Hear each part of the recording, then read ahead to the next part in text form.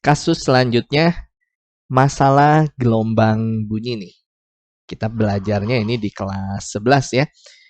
Jadi ada seutas kawat. Nah, nanti kawat di sini bisa kita anggap sebagai senar atau dawai. Ya, jadi nanti kawat boleh kita bisa anggap itu sebagai dawai atau senar ya. Jadi coba kita tuliskan dulu data-data yang ada di kasus soal ini.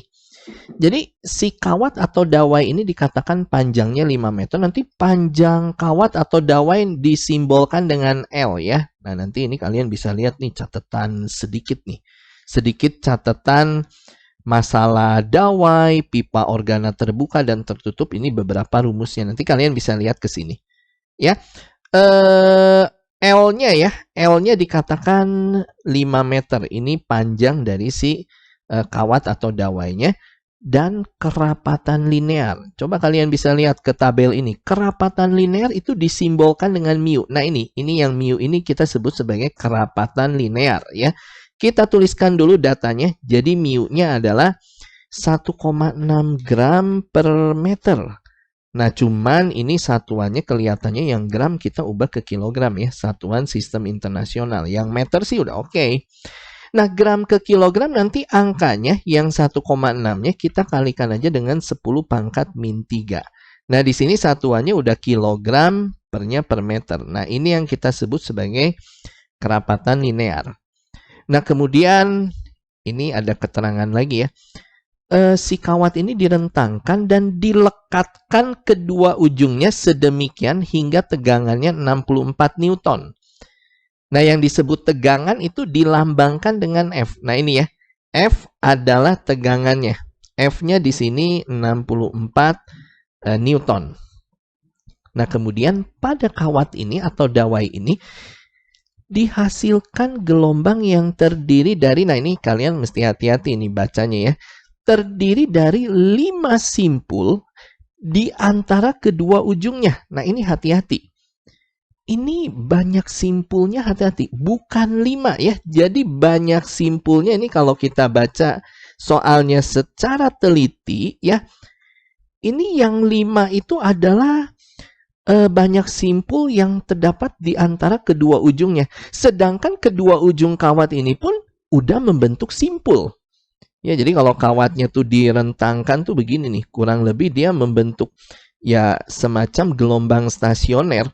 Ya, nah nanti ujung dan ujungnya tuh membentuk simpul. Nah ini misalnya ujungnya ya. Nah ini ujung kiri dan ujung kanannya tuh ini udah membentuk simpul. Dan di antara kedua ujungnya itu ada 5 simpul lagi. Jadi totalnya banyak simpul di sini. Ini dipastikan 7. Ya, karena kedua ujungnya ini adalah simpul ditambah 5 simpul di antara kedua ujungnya. Nah, ini mesti teliti kita bacanya ya. Jadi jangan sampai terkecoh, jangan kita mengatakan banyak simpulnya adalah 5. 5 ini adalah simpul yang terdapat di antara kedua ujungnya. Sedangkan ujungnya itu sendiri ya berupa simpul juga. Ya, jadi ditambah 2 ujung ini nih, ya. Jadi banyak simpulnya ada 7. Ya udah, ini kita hapus lagi ya.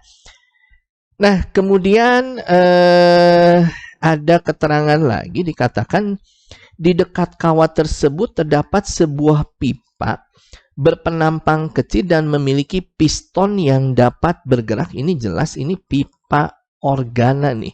Dan pipa organanya untuk masalah piston itu adalah pipa organa tertutup.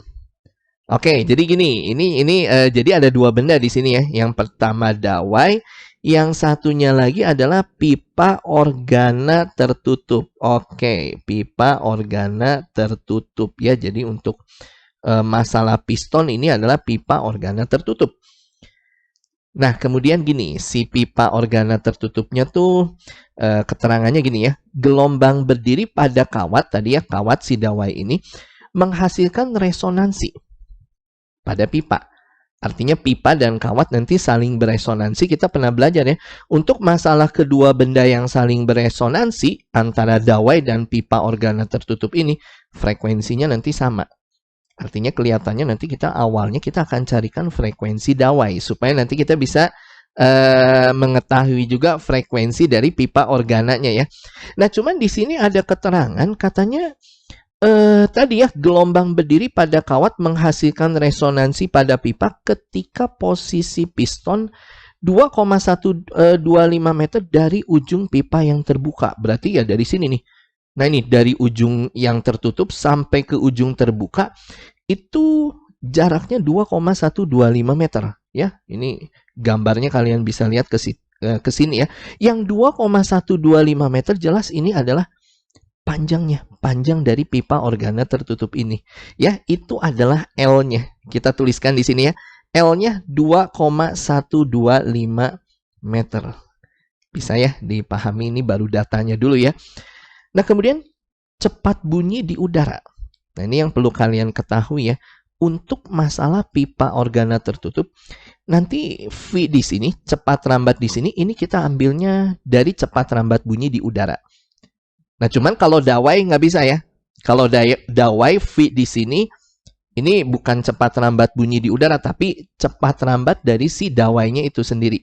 Ya, cepat rambat gelombang pada si dawainya ya. Tapi pada pipa organa tertutup, nanti V-nya itu kita bisa ambil dari cepat rambat bunyi di udara, yaitu yang 340 meter per detik ya, atau 340 meter per second aja kita tuliskan. Nah, ini baru data-datanya ya. Nah, yang jadi pertanyaan, kita diminta menentukan tingkat nada harmonik bunyi yang dihasilkan oleh pipa organa tertutup ini. Ya, atau sering disimbolkan dengan N. N di sini ya bisa nada atas ke 1, kedua, ketiga, atau keempat. Ya, ini tingkat nada harmoniknya. Bisa ya dipahami?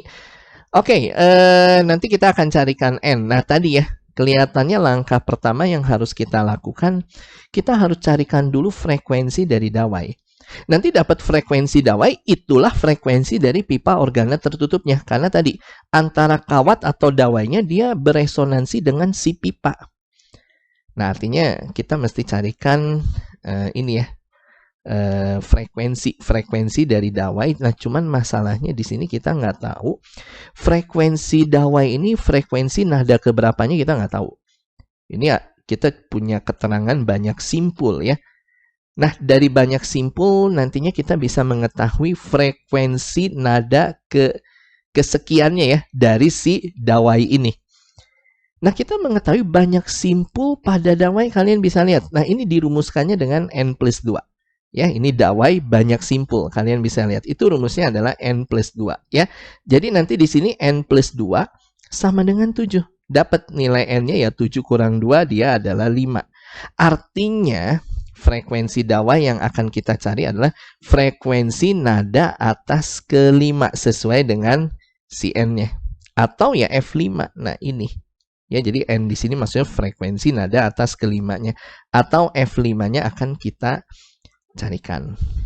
Paham ya? Nah, ini untuk mencari F5, kita bisa gunakan perbandingan ini nih. Perbandingan antara frekuensi nada dasar. F0 itu frekuensi nada dasar ya. Kalian bisa lihat ke tabelnya. Nah, ini yang F0 frekuensi nada dasar. F1 frekuensi nada atas ke-1. F2 nada atas ke-2. Dan seterusnya. Nah, ini perbandingannya pada dawai. 1:2:3 dan seterusnya ya. Jadi, kita bisa tuliskan dulu perbandingannya antara frekuensi nada dasar, F0, frekuensi nada atas ke-1, F1, nada atas ke-2, nada atas ke-3, ini kalau kita buatkan sampai frekuensi nada atas ke-5 aja. Ini nada atas ke-4, nah ini nada atas ke-5. Perbandingannya diawali dari 1. 1:2:3, banding 4, banding 5, dan banding 6. Ya, jadi yang frekuensi nada atas ke-5 tuh angka perbandingannya yang 6 ya, hati-hati ya. Tadi yang F0 itu kan 1, yang F1-nya 2, F2-nya 3, F3-nya 4, F4-nya 5, F5-nya yang 6. Nah, nanti kita bisa bikin perbandingan antara F5 sama F0 aja ya. Kita bandingkan frekuensi nada atas ke-5 dengan nada dasar. F0, frekuensi nada dasar. Jelas, angka perbandingannya yang F5 itu 6, yang F0 itu yang 1 ini nih, 6/1. Nah, nanti yang F5 ini jadinya 6/1 itu 6 ya, dikalikan dengan F0. F0-nya kita kali silang. Nah, kebetulan kita punya rumus untuk yang F0 ya. Jadi nanti ini gini, F5 sama dengan 6 dikali F0. F0 rumusnya yang ini nih. Nah, ini adalah frekuensi nada dasar pada dawai. Ya, V/2L. Ya, jadi kita tuliskan F0-nya adalah V/2L.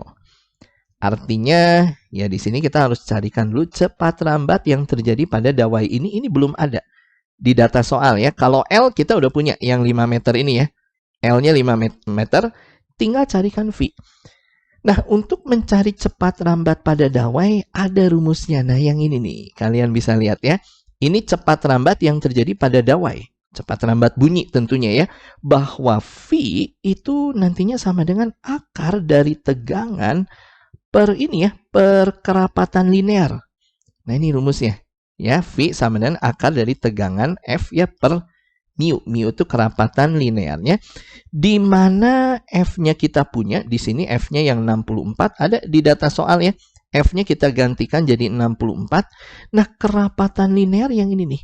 Ya, yang setelah kita ubah ke satuan sistem internasional yaitu 1,6 dikali dengan 10⁻⁻3. Nah, sehingga ini jadi akar. Nah, 64 dibagi 1,6 itu adalah 40 ya. Nah, nanti yang 10⁻3 pindah ke pembilang, ini jadi 10⁻3.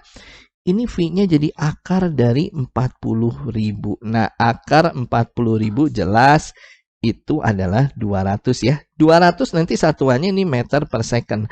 Nah, ini adalah cepat lambat si dawainya. Nanti yang 200 kalian bisa substitusi ke sini. Nah, ya, nanti kita bisa carikan frekuensi dari si dawai ini ya, atau frekuensi nada atas kelimanya. Ini 6 dikalikan dengan V. V-nya yang 200 kita isikan. Pernya ini 2 dikalikan L. L-nya tadi yang 5 nih. Ya, panjang dawainya 5 ya, kita tulis di sini. Jadinya nanti ini 6 kali 200 itu 1200. Dibagikan 2 kali 5 itu 10. Coret-coret, dapat ternyata frekuensi yang terjadi pada dawainya adalah 120 Hz. Dapat nih.